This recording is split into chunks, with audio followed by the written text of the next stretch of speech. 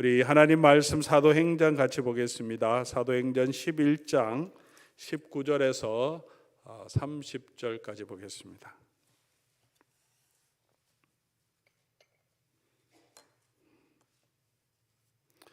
신약 성경, 제가 가지고 있는 성경은 207페이지입니다.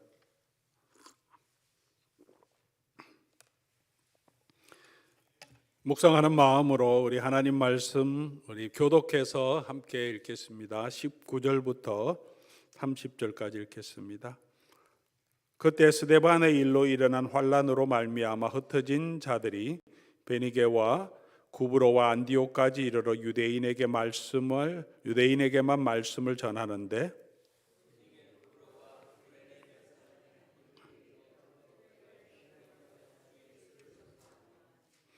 주의 손이 그들과 함께 하심에 수많은 사람들이 믿고 주께 돌아오더라.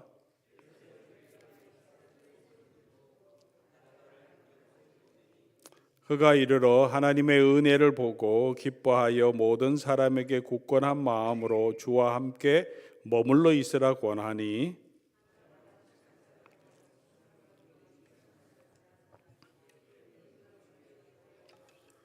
바나바가 사울을 찾으러 다소에 가서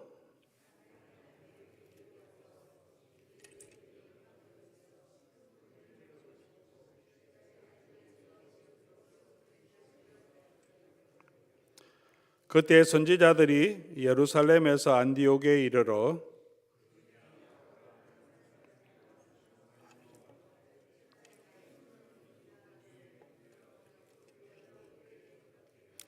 제자들이 각각 그 힘대로 유대에 사는 형제들에게 부조를 보내기로 작정하고 이를 실행하여 바나바와 사울의 손으로 장로들에게 보내니라. 아멘. 우리 사도행전은 복음 이방인에게로 전파되는 그 과정을 기록해 주고 있는데, 복음이 유대인에게서 전파되다가 이제 넘어가서 이제 이방인에게로 전해지는 그 과정에 아주 중요한 두 가지의 사건을 기록하고 있습니다. 중요한 첫 번째 사건은 고넬료의 회심이죠. 성령께서 환상 가운데 직접적으로 고넬료에게 나타나시고 베드로에게 나타나셔서 고넬료를 하나님의 백성으로 받으시는 일을 이루심으로 말미암아 교회가 이건 하나님이 예수님께서 하려고 하시는 일이구나 하는 것을 신학적으로 정리하게 되는 거죠. 하나님께서 주도적으로 역사하셨습니다. 그와 함께 오늘 본문에 나오는 것이 두 번째 아주 중요한 사건인데, 그래서 고넬료 이야기와 함께 오늘 이 본문에 기록되어 있는데 안디옥 교회의 이야기입니다. 안디옥 교회의 제자들이 이제 유대인에게만 복음을 전하다가 헬라인에게도 복음을 전하기 시작하게 되었고, 이 안디옥 교회가 앞으로 이제 13장부터 나오는 이방인 나라의 이방 지역의 복음을 선포하는 전초 기지로서의 역할을 합니다. 이제까지는 예루살렘 교회를 중심으로 흩어진 성도들이 유다와 갈릴리 지방의 복음을 전했는데, 이제 이 후반부에는 이 안디옥 교회를 중심으로 목적을 가지고 이방 지역에 사람을 파송해서 교회를 세우게 하는 그 이야기가 진행됩니다. 이 두 번째 사건은 성령께서 직접 교회를 통해서 하셨지만 성령께서 직접 하시기보다 교회의 성도들이 흩어진 제자들이 복음을 전하는 일로 이루어집니다. 이 복음의 사역 가운데 이 두 가지 사건을 보여주시면서 하나님이 직접적으로 이 복음이 이방인에 전해지게 하시고 또 그 일에 동참하고 있는 교회와 그 교회의 일꾼들을 통해서 하나님이 복음의 전파, 땅끝까지 복음을 전하는 이 일에 역사하심을 우리에게 분명하게 보여줍니다.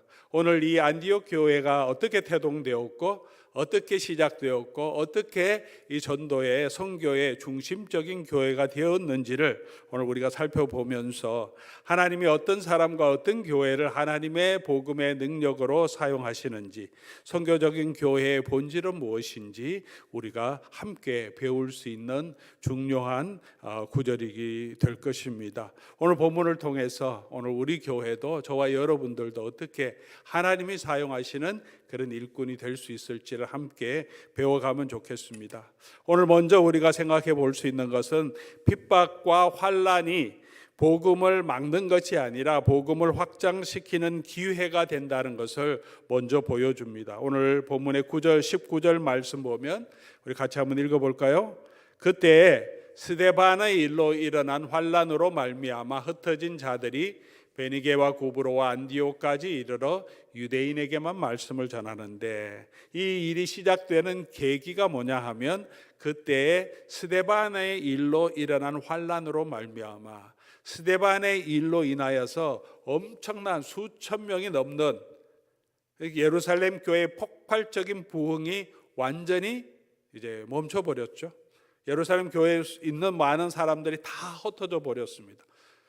숫자는 급격하게 감소하고 사도들 중심으로 해서 그곳에서 떠날 수 없는 몇 명의 사람들만 남아 있습니다. 한 교회가 완전히 사울의 표현을 빌리면 잔멸하려고 했다 할 정도로 한 교회는 완전히 쇠퇴하게 되었지만, 그것이 하나님의 교회와 말씀의 성장을 가로막을 수는 없었다는 것을 사도행전은 쭉 보여줍니다. 오늘 이곳에 안디옥 교회가 서게 된 것도 이 박해를 때문에 흩어진 성도들에 의해서 세워진 것을 우리에게 보여주고 있습니다. 교회가 어느 정도 흩어졌는지 지도를 통해서 그 위치를 여러분 잠깐 살펴보면서 제가 말씀을 계속 설명하도록 하겠습니다. 지도를 좀 보여주시겠습니까? 예. 영어로 되어 있긴 하지만 고대 건동 지방, 이제 지중해 지방인 것을 알 수 있습니다. 제가 예루살렘, 안디옥 이렇게 표현했습니다. 전체 그림을 보시고 조금 작게 다음 사진을 보여주시면, 조금 작은 사진으로 보면 좀 밑에가 이제 예루살렘이고요.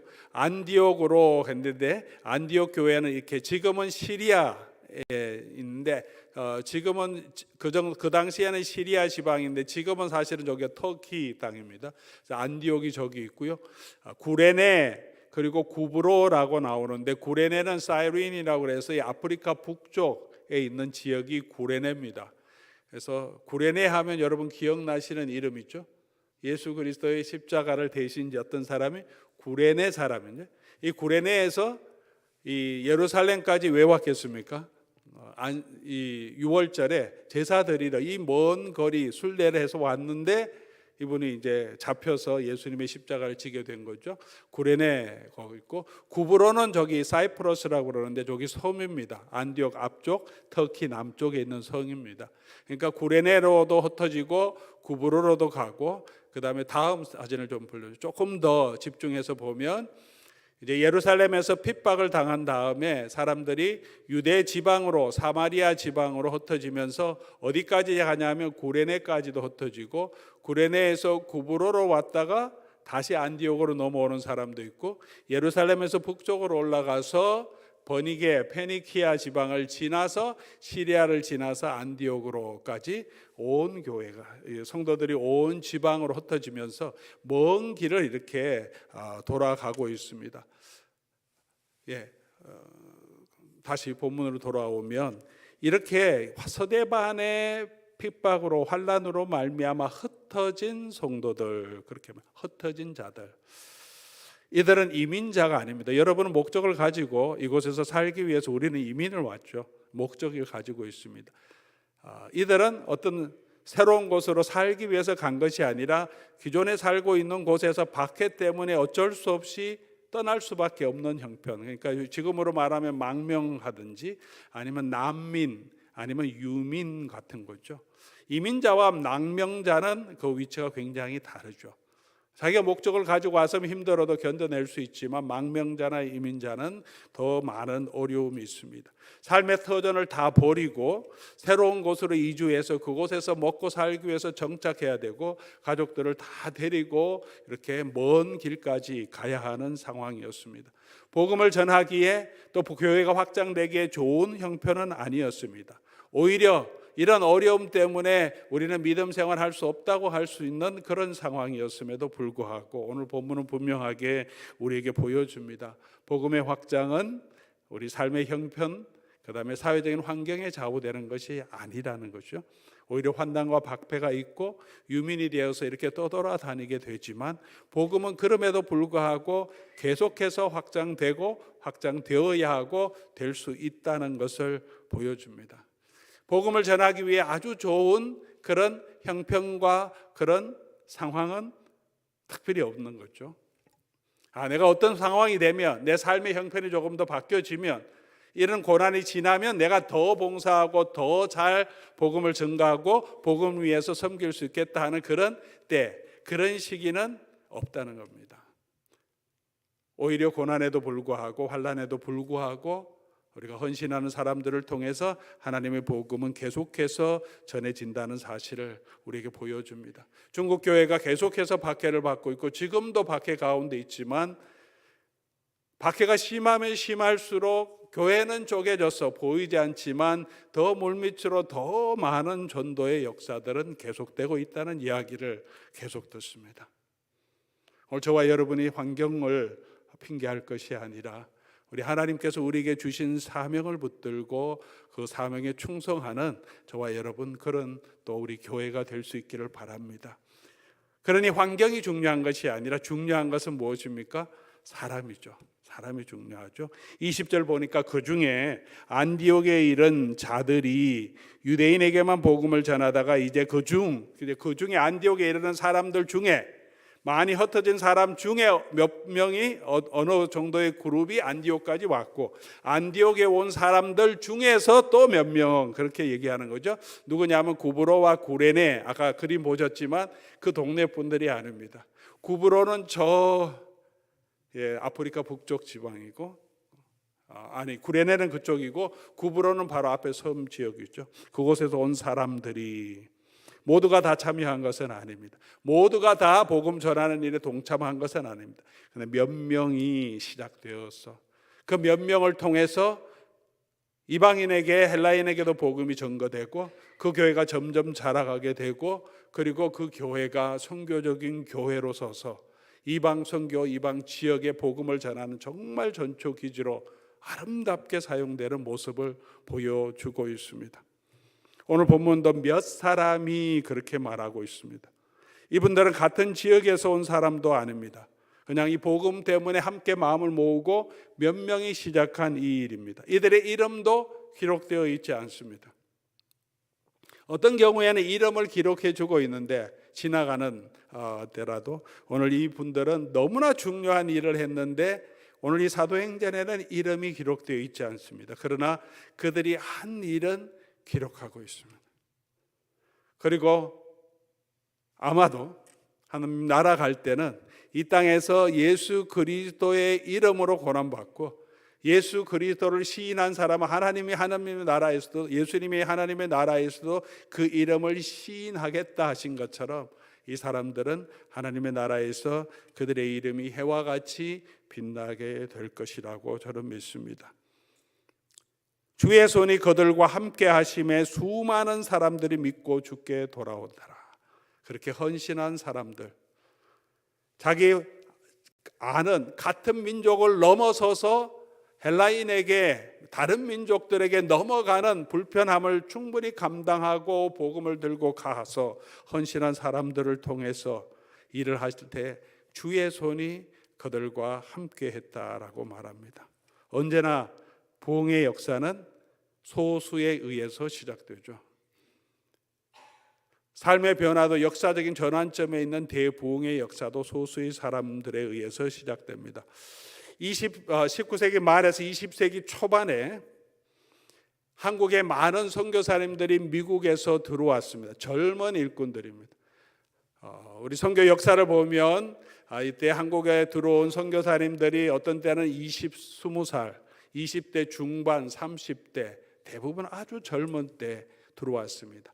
이 많은 사람들이 대부분 어떤 곳에서 여러 교단에서 왔지만 그 당시에 미국에서 Student Volunteer Movement라 학생 자원 운동이라는 큰 운동이 19세기 말부터 있었습니다. 이 학생 자원 운동이 각 학교마다 학생들이 모여서 지금으로 말하면 캠퍼스 미니스트리처럼 학생들이 모여서 같이 집회하고 말씀을 공부하면서 그곳에서 선교에 헌신한 수천 명의 학생들이 20세기 초반, 중반 20년, 늦게까지는 40년대까지 이 스튜던트 발런티어 무브먼트가 미국에 있는 전 학교에서 불릴 듯 일어나서 이때 선교에 헌신한 많은 사람들이 그 당시에는 알지도 못하는 조선으로 선교사가 되겠다고, 복음을 전하겠다고 그렇게 찾아왔습니다. 이 학생 자원 운동이 어떻게 시작되냐 하면 1886년 마운트 허먼이라고 하는, 저기도 허먼 매스라고 마운트 허먼에 있는 학생들 1886년의 학생들 사진입니다. 1886년 마운트 허먼에서 몇 명의 학생들, 제가 기억하기에는 10명도 안 되는 한 7명 정도의 학생들이 자기네끼리 기도 운동을 하다가 들판에 같이 들에 나가 있었는데 갑자기 소나기가 내려서 비를 피할 곳을 찾다가 어디로 가냐 하면 그 당시에 들판에 소를 많이 먹일 때 이 건초 더미를 이렇게 쌓아놓잖아요. 건초 더미 쌓아놓은 그 속으로 비를 피해서 소나기를 피해 잠시 들어갑니다. 그 밑에 있으면서 우리가 이곳에 있는 동안 뭐 비를 피하는 동안 우리 같이 기도하자, 그렇게 하면서 기도하기 시작하는데, 우리가 그런 기도가 세계 선교를 향해서 하나님 우리를 사용해 주십시오 하는 기도로 바뀝니다.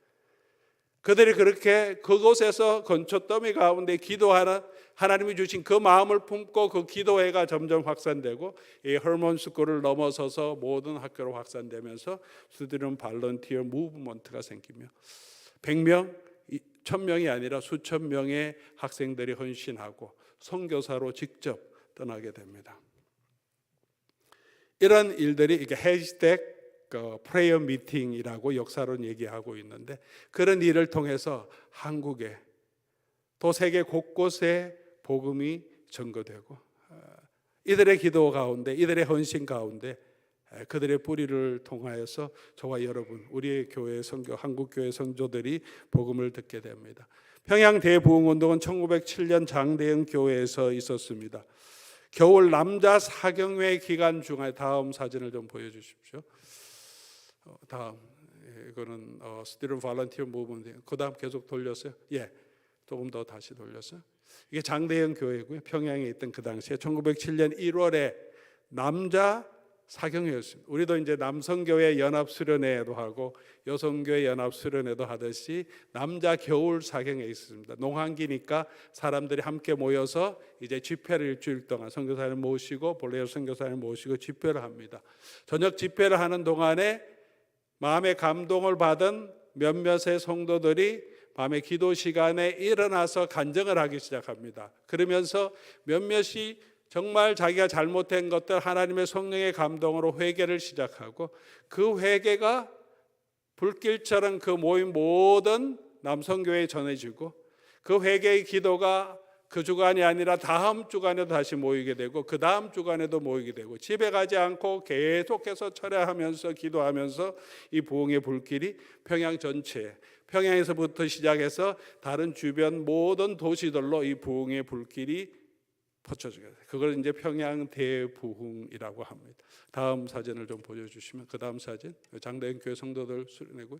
병들 아파하는 마누라를 보면서 매일 술만 마시고 빨리 죽어버리라고 저주했습니다. 주여 용서해 주십시오 하고 한 남자분이 일어나셔서 이 설교를 듣고 회개하는 그 회개가 다른 사람의 마음을 움직이고, 또 다른 사람이 일어나서 내가 돈을 훔치고 또 빌렸던 갚지 않았고 떼먹었던 것들 회개합니다.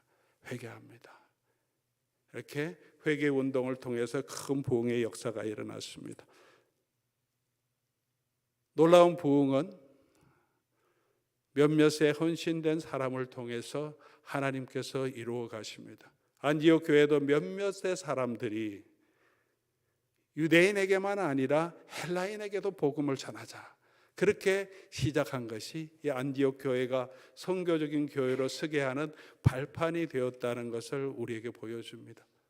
사랑하는 교회 여러분, 오늘 저와 여러분은 하나님 앞에서 쓰임받는 일꾼이 될 것인가, 아니면 그냥 묻혀지는 일꾼이 될 것인가?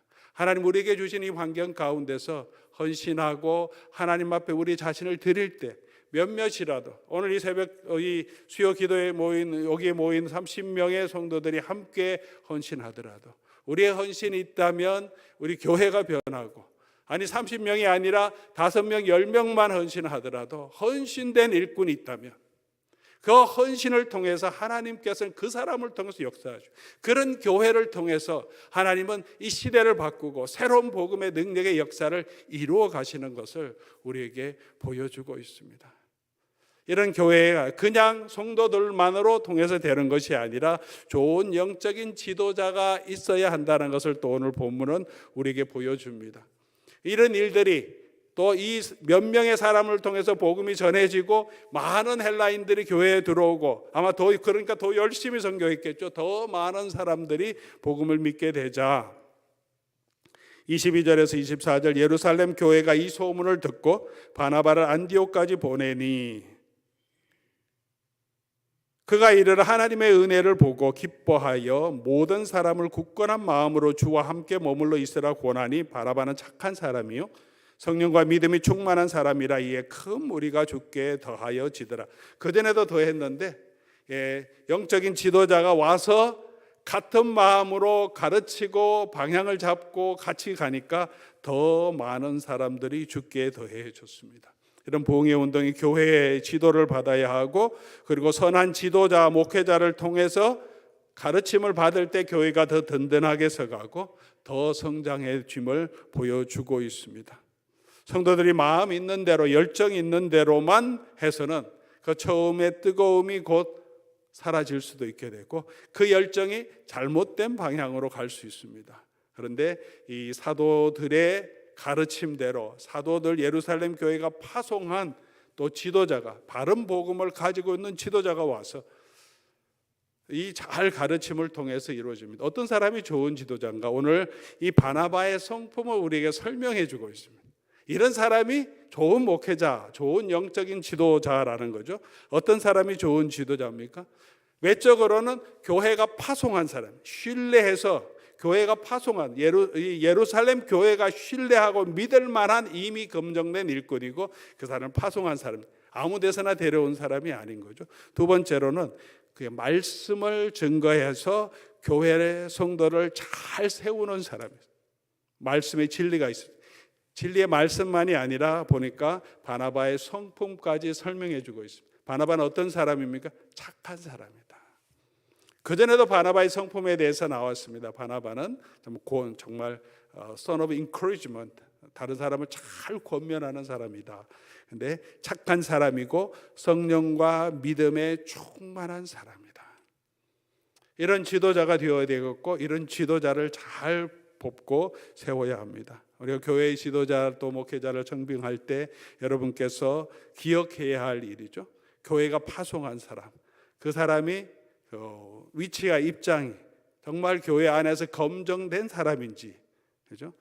제대로 안수받은 사람인지, 우리가 제대로 파송받은 사람인지를 확인해야 되고, 말씀의 능력이 있느냐, 중요한 일이죠. 성도들을 하나님의 말씀으로 제대로 가르쳐, 사도들의 복음 안에서 말씀의 능력을 가지고 있느냐, 가르침의 능력이 있느냐, 그리고 성품이 착한 사람이고 성령과 믿음이 충만한 사람인가. 이런 지도자와 헌신된 교회가 만나니까 더 놀라운 부흥의 역사로 이 하나님께서 이 안디옥 교회를 사용해 주십니다. 또한 바나바의 또 하나의 특징은 뭐냐 하면, 자기 혼자 일하지 않고 일들이 점점 많아지니까 동역자를 구해서 같이 일합니다. 다소까지 가서, 안디옥에서 다소는 그렇게 멀지 않고 바울을 다소로 보낼 때도 바나바가 역사를 많이 도움을 주었기 때문에 아마 서로 계속 소식을 듣고 또 서로 왕래하고 있었던 것 같아요. 바울을 지금 고생하고 힘들어하고 있으니까 바울 데려와서 여기서 같이 목회하면 좋겠다. 그렇게 바울을 데리고 와서 같이 목회함으로 이 교회가 더 든든하게 서갔다, 그렇게 말합니다. 선교적인 교회가 되는 아주 중요한 원리를 우리가 배울 수 있습니다. 혼자 할 수 없는 일이고 함께 협력해야 되고, 좋은 헌신된 성도들이 있어야 되고, 그리고 착하고 신실한 지도자들이 있어야 돼요. 그렇게 같이 마음을 합할 때 하나님의 일을 감당하는 귀한 교회로 서게 해 주십니다. 이 흩어진 나그네들이 그렇게 같이 일함을 통해서 오늘 본문은 뭐라고 말합니까? 그들이 그리스도인이라 불림 받았다라고 말합니다. 그리스도인. 이곳에서 처음으로 그리스도인이라고 불림을 받았다는 거죠. 이전까지는 그리스도인이란 말이 없었습니다. 지금 이제 우리가 크리스찬, 영어로는 크리스찬이라고 얘기하고 한국말로는 그리스도인, 성도라는 얘기도 하고 있는데, 헬라어로는 이 당시에 이 그룹을 예수님의 제자들을 부를 만한 이름이 없었습니다. 그래서 사도행전도 제자들이라고 부르고 있습니다. 그냥 하나님의 백성 하는데, 하나님의 백성이란 단어는 유대인들도 자기가 하나님의 백성이라고 하니까 유대인들과 굉장히 중복되어 있고, 이방인들이 보기에도 이 그룹은 유대 분파 중에 하나로 보였습니다. 대부분이 유대인이고 할례 받은 사람이고 유대인이 믿는 성경을 가지고 있고 유대인이 믿는 하나님의 이름을 부르고 있기 때문에 그냥 유대 종파 중에서 하나구나, 조금 의식이 좀 다른 예수라고 하는 종교 지도자, 유대인 중에 지도자를 따르는 선지자를 따르는 그룹이구나, 그렇게 알았는데 지금 이제 보니까 어떻습니까? 유대인만이 아니라 많은 헬라인이 안디옥에는 이미 들어와 있습니다. 유대인보다 아마 더 많은 헬라인이 들어와 있으니까 유대 그룹은 아닙니다. 할례를 받지도 않았습니다. 그럼 이 그룹은 뭔가 이렇게 보니까 그들이 전하는 예수 그리스도. 그들은 예수를 주로 믿는 사람이다. 그러니까 이 사람은 예수 그리스도의, 좀 나쁜 말로 하면 도당이다, 좋은 말로 하면 추종자들이다. 이게 크리스투스가 헬라 말로 그리스도란 말인데, 거기에 크리스투스에서 도당, 그런 팔로워 이런 의미로 미사를 붙는데 크리스티아누스라는 말을 붙입니다. 복수를 하면 노이라고 이렇게 표현하는데, 요즘 우리 한국 초창기에는 예수쟁이라고 하듯이 예수도당이란 뜻입니다. 예수파들, 이런 의미를 가지고 있습니다. 처음에는 그냥 놀리는 의미로, 또는 이름을 붙이기 적당한 이름이 없어서 예수도당이라고 얘기했는데, 이제 그 이름을 그리스도인들이 듣고 보니까, 성도들이 듣고 보니까, 그래, 우리는 예수님 따르는 사람이지, 그렇게 돼서 그리스도인들이 쓰게 된 거죠. 그 다음부터 우리는 누굽니까? 우리는 그리스도인들입니다 라고 소개하기 시작하게 된 거죠. 그래서 이때부터 우리가, 성도들이 자기를 부를 때 우리는 크리스티아노스다, 우리는 크리스천이다 라고 소개하기 시작했다는 역사적인 사건을 기록해 주고 있습니다. 그렇게 이들은 난민이었습니다. 흩어진 자들이었습니다. 너무나 보잘것없는 자들이었습니다. 그러나 예수 그리스도의 사명을 붙들고 어디로 가든지 예수 그리스도의 사명을 행하자, 하나님께서는 그들을 예수 그리스도의 팔로워, 예수를 믿고 따르는 사람들, 그리스도인들로 이름을 붙여지게 해 주셨습니다. 더 이상 난민이 아니라 예수 그리스도의 제자들, 예수 그리스도를 따르는 사람들이 되게 해 주셨습니다. 사랑하는 교우 여러분, 저와 여러분은 어떤 이름을 이 세상에서 가지고 있습니까? 옛날에 한국교회 초창기에는 그리스도인들을 예수쟁이라 이렇게 놀리면서 부르기도 했습니다. 약쟁이라고 할 때 약쟁이 이렇게 부를 때는 약이 없으면 못 사는 사람, 약에 빠져 있는 사람은 약쟁이죠. 마약쟁이. 술주정뱅이, 그렇게 뱅이라는 말을 붙이면 술이 없으면 못 살고 술에 빠져 있는 사람, 그래서 쟁이, 예수쟁이 하면 그런 의미가 포함되어 있는 거죠. 예수에 빠져 있는 사람, 예수 없이는 못 사는 사람. 사랑하는 교우 여러분, 안디옥에 있는 성도들이 아마도 그런 예수만 전하는 사람, 예수님 닮은 사람, 그 예수 그리스도의 길을 걸어가는 사람, 자기들이 전하는 예수 그리스도의 길을 걸어가는 사람이 되었기 때문에 선교적인 교회로 하나님이 교회를 붙들어서 이방 선교를 위해서 사용하신 줄 믿습니다.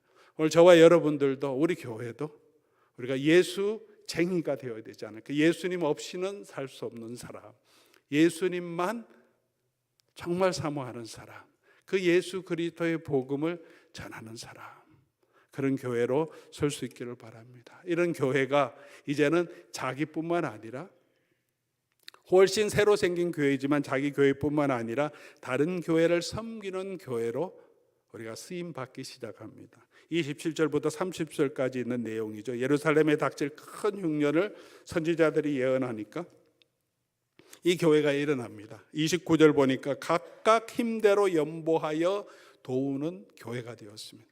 자기만 성장하는 교회가 아니라 하나님이 주신 은혜를 이제 나누는 교회로 안디옥 교회가 서가고 있습니다. 이 일이 어떻게 이루어졌습니까? 몇몇 사람의 헌신을 통해서 예수 그리스도의 말씀을 품고 땅 끝까지 이르러 내 증인이 되라는 그 말씀에 불편하고 힘들지만 자기 삶의 형편도 좋지 않지만 순종한 몇몇 사람들을 통해서 하나님께서는 이 교회가 이렇게 이제는 담장 넘어서 다른 교회를 도울 수 있는, 예루살렘 교회를 도울 수 있는 그런 교회로 자라가게 해주셨습니다. 내년도 저희 교회 표를 기도하는 가운데 하나님께서 담장 너머로 뻗은 가지가 되자라는 마음을 주셨습니다. 야곱이 이스라엘을 축복할 때 요셉에게 축복한 축복의 내용 중에 하나입니다. 너는 담장 넘어서 가지가 뻗어가는 그런 영향력을 발휘하는 사람이 될 것이다. 성교적인 교회는 우리 교회의 성장만을 추구하는 것이 아니라 우리 교회에 주신 은혜와 물질과 사람들을 다른 곳으로까지, 담장 너머로까지 지원하는 교회죠. 성교적인 사람은 어떤 사람이겠습니까? 내게 주신 은혜를 나만 가지고 나의 축복만을 누리는 것이 아니라 하나님이 내게 주신 것을 다른 사람에게, 우리 집안을 넘어서, 나를 넘어서서, 나의 사랑하는 사람들, 내 가까운 사람들 넘어서서 다른 사람에게로 넘어가는 그런 일을 행하는 교회가 정말 하나님이 기뻐하시는 교회고 안디옥 교회와 같은 하나님이 사용하시는 선교적인 교회가 되지 않겠습니까? 오늘 저와 여러분들도 오늘 이런 사도행전을 묵상해 가면서 그곳의 성도들 또 그곳의 교회들을 보면서 하나님이 어떤 교회를 붙들고 어떤 교회를 들고 사용하시는지 그 하나님의 손에 붙들린 교회로 오늘 저와 여러분도 더 설 수 있도록 애쓰고 노력해서 정말 하나님이 하시는 이 놀라운 구원의 역사에 정말 쓰임받는 그런 교회로, 그런 성도들로 세워지기를 주의 이름으로 간절히 소원합니다. 우리 각자 있는 자리에서 우리 형편을 핑계하지 말고 고난과 어려움이 있더라도 때를 얻든지 못 얻든지 예수 그리스도의 복음을 증거할 수 있기 때문에 그리스도의 제자로 살아가는 결단이 있기를 바랍니다. 좋은 교회의 지도자를 세우고 헌신된 성도들이 함께 하나님의 교회로 또 담장 넘어 축복을 전하는 교회로, 선교하는 교회로 세워질 수 있기를 주의 이름으로 간절히 소원하고 그 일을 위해서 이때까지도 우리 함께 힘써왔지만 또 내년에도 계속해서 이제 땅 끝까지 복음을 증거하라는 이 말씀 가지고 이제는 우리의 담장을 넘어서서 계속해서 사랑과 축복을 나눌 수 있기를 바랍니다. 오늘 또 우리 조금의 사랑을 나눌 수 있기 위해서 추수감사절을 우리 전도사님 통해서 웨스트민스터 학생들을 돕자 그렇게 하고 또 다른 우리 유년부에서 들어보니까 유년부에서 그 헌금을 모으고 아이들이 이렇게 방향제를 만들어서 우리 언더프리빌리지라고 하죠. 세상에 참 어려운 모든 가정들에게 돈을 모아서 학용품을 팩해서 보내주는 사역을 하는데 우리 유년부 학생들을 중심으로 시작한다고 해요. 우리도 같이 하자. 그래서 여러분 이번 주일날 혹시 또 광고를 드릴 텐데 뭐 작지만 우리 아이들이 만든 방향제를 사시고 또 조금이라도 헌금 도네이션 해주시면 그걸 팩해서 우리 세상에 흩어져 있는 많은 어린 아이들이 학용품으로 그들이 공부하는 데 사용할 수 있도록 우리 추수감사 성탄 선물로 보내는 그런 일들을 하려고 합니다. 그렇게 우리 주변으로 주의 사랑을 많이 증거하는 그런 교회로 또 앞으로 더 힘차게 나아갈 수 있기를 바라며 그런 교회가 될 수 있기를 주의 이름으로 간절히 소원합니다.